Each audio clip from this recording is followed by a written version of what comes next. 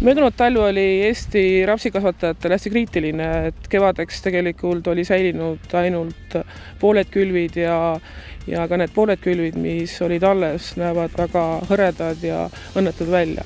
Et kus on see põhjus, et põhjus tegelikult hakkas pihta juba sügisel ja üks põhjustest on meie külvikord, mis sisaldab endast põhiliselt teravilja ja rapsi ja tavaliselt raps küllataksegi meil pärast varast otra ja kuna eelmisel aastal olid ka väga suured saagid, siis see põhumass, mis jäi nagu mollapinnale, takistas oluliselt nagu rapsi idanemist.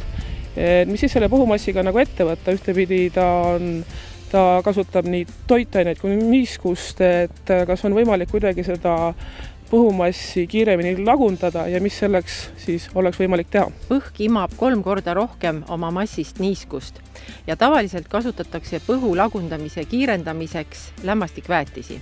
Aga et lämmastikväetiste mõju oleks parem, siis on otstarbekas lisada humiinhappeid ehk humistaari. Vedelatele lämmastikväetistele soovitatav lisada 3–5 liitrit humistaari ja näiteks siis kassi või UAN-i 10–15 liitrit hektarile ja pritsida siis koristusjärgselt põllud üle. Ja see parandab, miks siis peaks kasutama humiinhappeid, see parandab mulla füüsikalisi ja agrokeemilisi omadusi.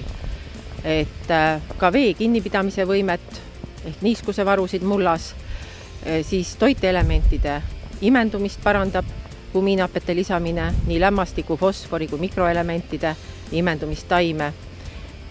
Ja kevadel, siis kui taimed uuesti kasvu alustavad, siis on algareng kiirem, ühtlasem.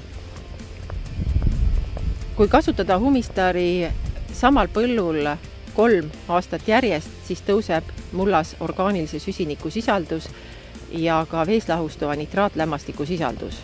Ja taimed omastavad paremini siis ka lämmastikku.